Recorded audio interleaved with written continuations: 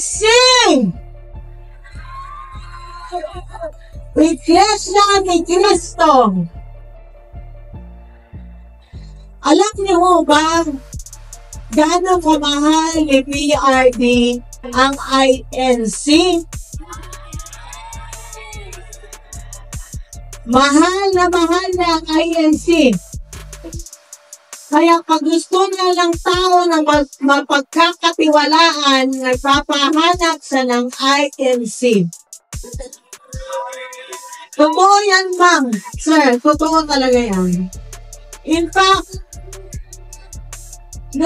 bago kami, nung kinidnap siya, ang kasama namin na masahista namin na nakatira sa aming bahay, ay miyembro ng INC. Sinama namin sa Hong Kong, nandun lang siya sa tabiman. Ngayon, pagka sa Davao, pag nakadapa ako, nakikita, nagpapamasahe, siya ang nakaka-witness ng hagulgol ko sa gabi. So, ganun kamahal ni dating Pangulong Duterte at INC.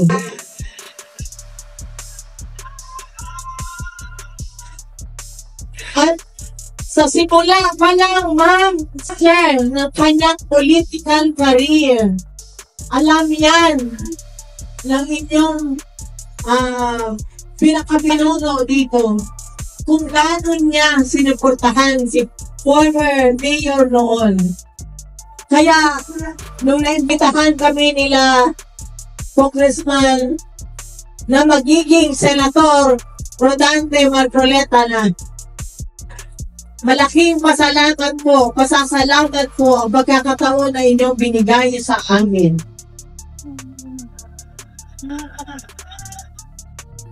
Maraming salamat sa pagmamahal na inyong binibigay sa amin, lalo-lalo na po kay Pangulong Duterte. Alam niyo po, sa puso, hindi po ako marunong magsinungaling eh. Ayoko pong magpitpit ng bangko, ayoko pong magyabang. Pero alam niyo po, pinahal niya po kayo. Mas pinahal pa nga niya ang Pilipino, ang Pilipinas, kaysa sa amin ang pamilya niya. Alam niyo yan. Tuwing sinasabihan niya, yung presidente siya, di ba? Sinasabihan niya ang mga kurap, ang mga terorista, ang mga drug lord. Di ba, ma'am? Sinasabihan niya, tinatakot niya, napapalitan ako sa kinauupuan ko. Kasi sinasabi niya yun, umalis kayo. Di ba? Tinatakot niya ganyan. Napapalungkad kasi ako kasi iniisip ko yung anak ko na minor pa noon, 12 anyos lang.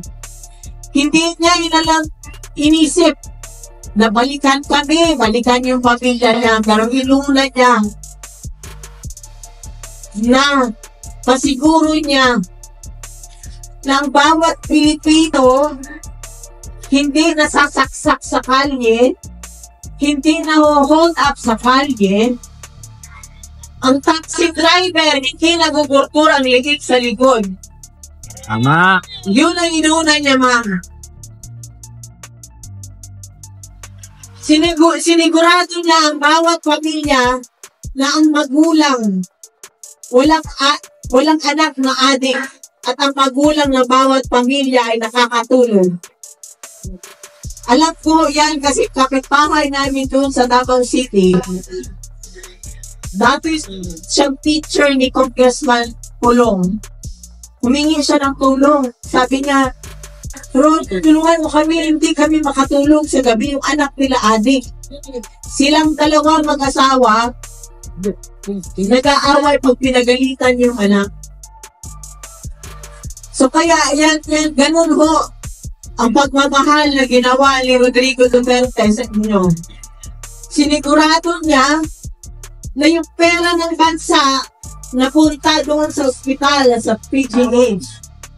Sinigurado na yung malasakit center dahil alam niya nung mayor pa siya, ang bawat Pilipino pag nagkasakit, ang isa sa miyembro ng pamilya, nauubos ang pera.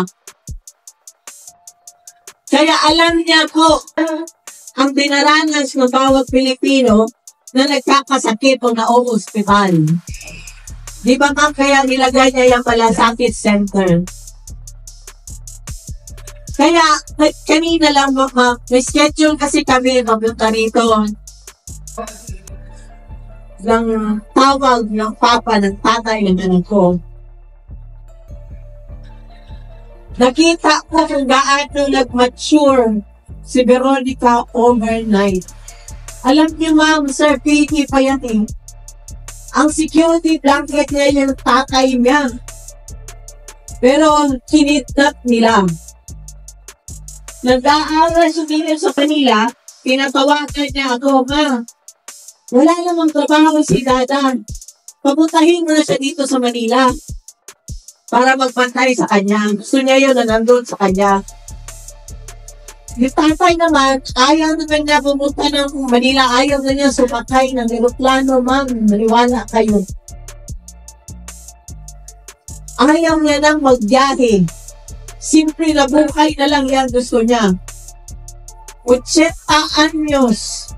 Kaya minsan ako, hindi iwasan na ako ang umiiyak parati. Kasi sa bahay ako umiikot eh. Naano ko na yung kwarto, alam ko, wala siya doon. Napilitan ng anak ko na mag-mature overnight. So pagka gusto ng anak ko tumabi sa papa niya, ang tatay niya, sa akin naman ang lapit. Sabihin mo yung anak mo na yung matulog sa kwarto niya. Kasi ano sila eh, magkaiba sila ng style. Pag si Kitty pumunta sa kwarto ng papa niya, yung kulampo ng papa niya, tinatanggal niya. Tapos yung aircon ng papa niya na 28 ang thermostat, ginagawa niya 16. So kaya, ang papa niya, pag nanonood ng TV sa kwarto niya, pagpasok ng anak niya, sabihan siya, Dada, matulog na kayo. Wala na siya magawa. Patayin na lang yung TV. Doon na lang siya sa sala na nanonood ng TV. So kaya, doble ang sakit ng aking dibdib. Kasi sa tatay at sa anak. Nung isang araw po, ma'am, na tumawag ang tatay niya, nauna tumawag sa akin, si former President Duterte. Sabi niya sa akin, sabi niya, kwento kami ng kwento, ganyan. Sabi ko, wag kalimutan ha, tawagan ko si Veronica pagkatapos ng tawag natin. Sabi niya, wag na lang, kasi emotional ako pag si Veronica ang kausap ko, pag si Kitty ang kausap ko. So, sabi ko, hindi ano lang yung pag-usapan nyo, yung kwento niya, yung about kay Mira, yung party nila, yung birthday party nila.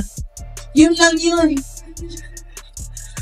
Sabihin mo na lang, ipaintindi mo na lang na gano'n, na hindi ko kaya pag siya ang kausap ko, emotional ako. Ilang beses ko, iniiba ko na naman ang topic, tapos balik ulit ako sa gano'n, luwagan mo. Hindi. Nung hindi ko na pagkatapos ng conversation namin, tinawagan agad ang anak ko. Nagulgol na ako, sabi ko na, sorry talaga. Kasi sabi ng papa mo, hindi daw na kaya kung ikaw ang kausap niya, emotional daw siya. Sabi niya, intindihin na lang daw natin na siya ang nasa loob. Kung magulgol talaga ako, pinakamalakas na gulgol na ginagawa ko. Kasi ako lang mag-isa sa kwarto. Sorry sa anak ko. Pero nung habang nag-uusap kami, sabi niya, ma, sadali lang ma, may tawa. Pwede na lang, tinawagan niya. Tatay niya. Tinawagan siya ng tatay niya. Kasi nag-usap sila. Kanina din schedule namin na while last sasakyan kami, tumawag una kay Kitty, sunod sa atin, nag-usap sila. Sinabihan siya, mag-aaral ka. Kinuwento ni Kitty yung yung kanyang, yung nandun siya nagsarali, ginagawa daw niya para sa kanya.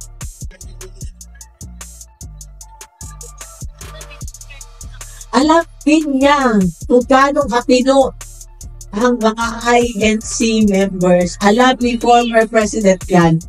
Kaya nakita nyo yan kay Senator Dante Marcoleta. Yan ang mga tao, nakita nyo naman ang ginawa sa kanya. Magsalita ka lang sa Kongreso. Anong gagawin sa'yo? Vlogger ka, magsalita ka, anong gagawin sa'yo? Di ba? Ito, ang ginawa sa wala na tayong human rights. Wala ka ng karapatan magsalita. Kayo mga kabataan, sa edad ni Veronica, ni Kitty, huwag yung hayaang maging ganyan ang buhay ninyo. Sana iluklok natin sa posisyon yung mga taong may paninindigan. Yung mga taong kayang huminti sa pera. Kasi pag yung tao na umuoo, mas mahal ang pera, hindi nila tayo kayang ipaglaban, ma'am. Yan talaga ang masasabi ko na katangian ni former President Duterte. Sunugin niyo man ako dito. Masasabi ko sa inyo na hindi siya kayang bayaran para mapaguran ang isang tao o maging mag-take advantage ang gobyerno. Nakita ko yan nung nagtatrabaho siya. Madaling araw na ganito ka yung mga folders na pipirmahan at pamasahin niya. Pag kailangan niya ibito, may kontratang bihado ang gobyerno, binibigo niya yan. Pag may gustong parang ipalusot, dati yan, pinalusot yan eh. Nagutom kasi ang Kongreso ng panahon niya eh. Pero nakita niyo naman sa bill. Sabi ko nga sa kanya, bibilis kami siya doon. Kaya sabi niya kanina sa anak niya, this is the price I have to pay for loving the country and the Filipinos. Kailangan niyang kulong.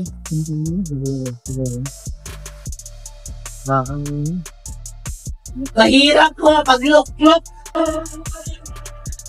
ng tao na kilala ka ng tuwing eleksyon.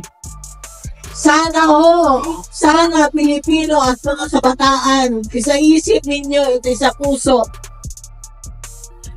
Yung mga taong lumalabas na lang, nakikita na lang ninyo tumatakbo tuwing eleksyon.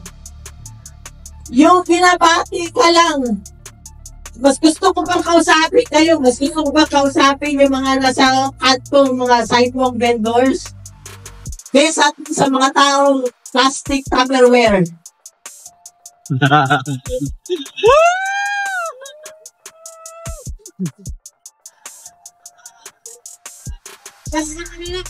Pagkano muna, ma'am, pera na lang, puro nilang pagsarili yung kanilang iniisip. Wala lang iniisip sa para kapakanan natin. Kapakanan ng Pilipino, bawat Pilipino na baliwala ngayon. Yan ang namimiss natin dati kay Pangulong Duterte. Inuna niya ang Pilipinas, sinulingat niya kami na pamilya niya. At alam niya ng anak ko na aawang-awa naging presidente na wala lang time sa kanya. Ngayon na dapat, nasa kanya na dapat, yun na lang sana ang tingin ko eh. Balik nyo na lang, si awa na lang para sa 80 anyos. Ibalik nyo lang siya. Kasi na hindi sa Pilipino kasi meron kayong lahat, Kisaan na ko na lang.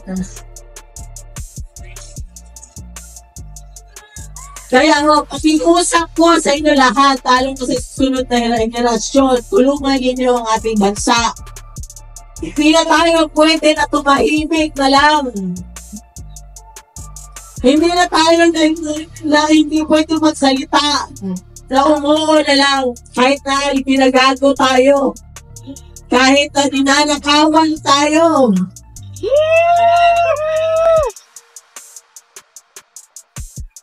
Ang para sa Pilipinas, ang pera ng Pilipinas ay para sa Pilipino at para sa Pilipinas.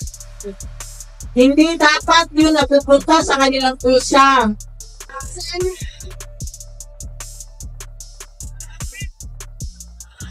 Huwag nyo hayaan mang ibigay sa kanila ang sagrado ninyong boto. At sir, bantayan natin ang boto natin. Ibigay natin ang magandang kinabukasan sa mga anak natin at sa magiging mga anak nila. Ayaw ko man magsalita, ayaw ko man humarap sa mga tao na pipilitan din ako. Kasi ma'am, kinulong na nila, kinidnap na nila, pero pinaharas kami nila sa Davao. Bago ako lumipat dito, hindi kami pinapatulog na lawyer sa bahay namin. Alam niyo ba yan? Haras kami. Haras kami sa Davao. Maya't maya, may pinapalabas sila kung anong impormasyon na makasuki nila ang bahay namin. Kaya hanggang ngayon, gusto ko magpasalamat sa lahat ng mga tao na nagpapatay sa bahay namin hanggang ngayon. Gusto ko magpasalamat sa lahat ng Pilipino, ma'am at sir, na dumadalaw sa aking araw-araw, bas-bas. Hindi lang bumalik ng 1 peses, 2 peses, 3 peses. Nagbiyahe ng 27 hours. Maraming salamat sa inyo. Alam ko, naramdam ko ang pagmamahal ninyo. Kasi hindi nyo gagawin yan kung hindi nyo mahal ang dating presidente.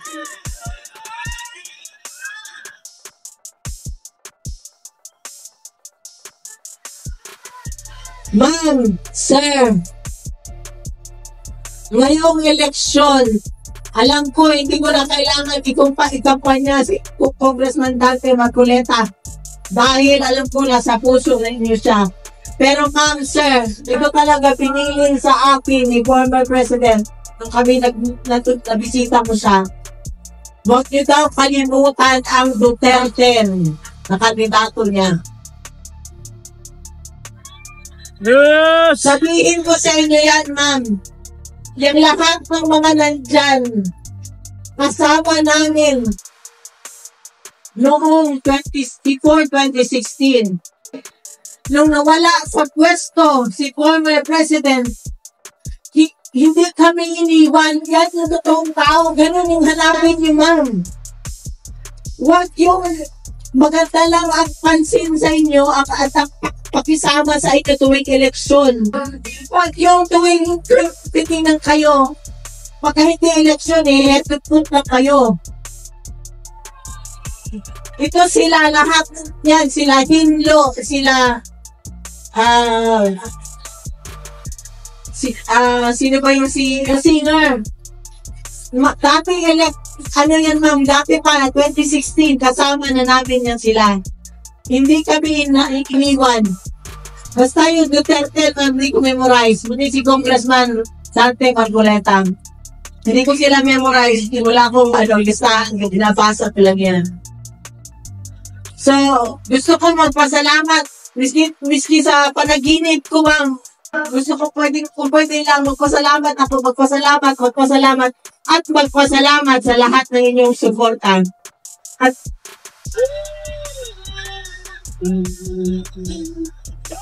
sabi nga pala kanina, bago ko makalimutan, alam mo, umiiyak yung anak ko kasi kung pwede lang sana hindi siya mapasok sa politika. Ano narinig ko, sinabi ng papa niya, mag-aral ka. Sumunod ka rin sa yapak ko, sabi ng papa niya. Yan na nga. So, kailangan ko rin ang lahat ng panalangin ninyo para bigyan siya ng lakas si former President na habang nandun siya sa loob. Pero, amazing ang Panginoon talaga, ma'am, amazing. Ginagawa na, doon kayo magugulat. Sinabi ko nga sa kanya alam mo ba, Mas popular ka ngayon kaysa nung presidente ka. Worldwide ka na ngayon, hindi ka lang pang Pilipinas. Yun! Maraming salamat talaga sa inyo.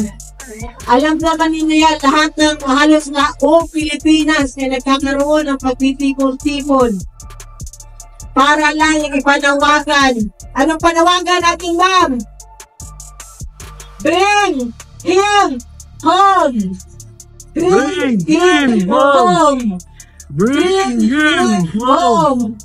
Bring him home! Yan ang panawagan ng mga tao sa buong mundo nila sa Pilipinas. Muli, gusto ko magpasalamat sa inyong lahat. Kay Ma'am Edna Marcoleta, ma'am, maraming salamat. Kay Congressman Tante. And of course, sa Iglesia ni Cristo. Pwede ko lang kayo nakapin lahat. Pwede ko kayo nakapin lahat. Kasi alam ko, since Mayor siya, sinusuportahan niyo siya. Maraming salamat. Magandang gabi ho sa inyong lahat.